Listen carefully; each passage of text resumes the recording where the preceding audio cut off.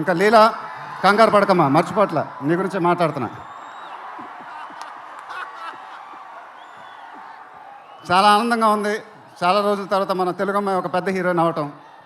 She one of the most dedicated and hard working actresses I've ever worked with. ఆ అమ్మాయికి short ఉన్నా లేకపోయినా అక్కడే ఉంటుంది, మేకప్ ప్లాన్లోకి వెళ్ళదు. నాకు కానీ మా ఎంటైర్ టీమ్కి we are all very very fond of her. And ఈ అమ్మాయితో డాన్స్ వేయటం, వామ్మో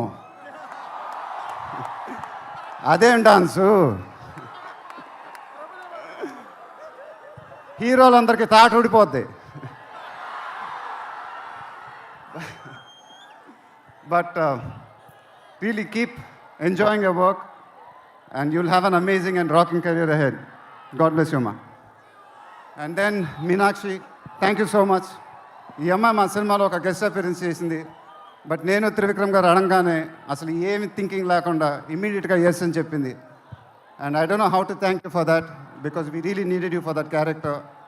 and the entire team of Guntur Kaaram are very very grateful for you. Thank you so much అమ్మా, థ్యాంక్ యూ సో మచ్.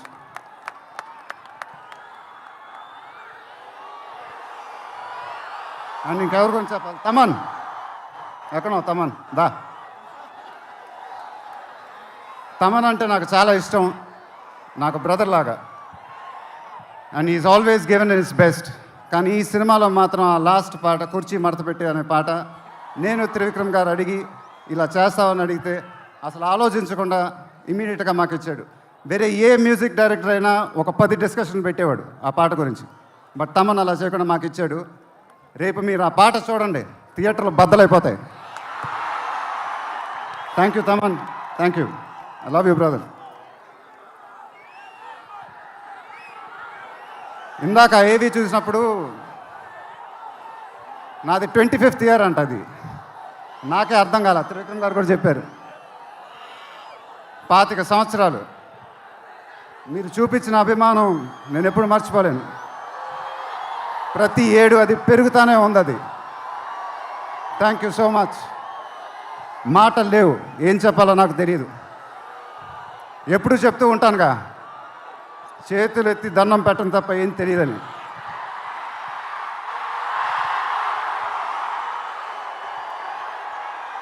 మీరు ఎప్పుడు నా గుండెల్లో ఉంటారు, ఎప్పుడు ఎప్పుడు ఎప్పుడు.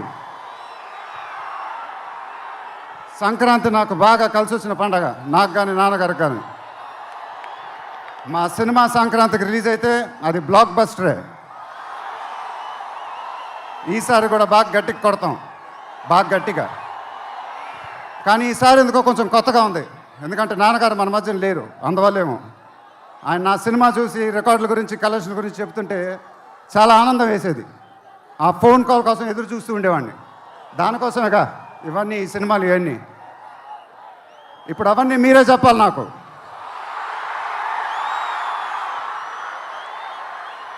ఇక నుంచి మీరే నాకు అమ్మ,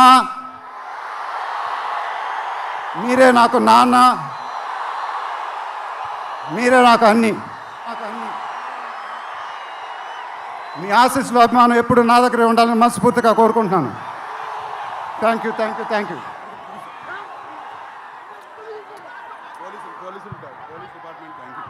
తర్వాత ఈ ఫంక్షన్ జరిగినందుకు ఆంధ్రప్రదేశ్ గవర్నమెంట్కి, పోలీస్ డిపార్ట్మెంట్కి మనస్ఫూర్తిగా కృతజ్ఞతలు చెప్పుకుంటున్నాను. వాళ్ళే లేకపోతే ఈ ఫంక్షన్ జరగదు. Thank you so much sir, thank you so much, thank you.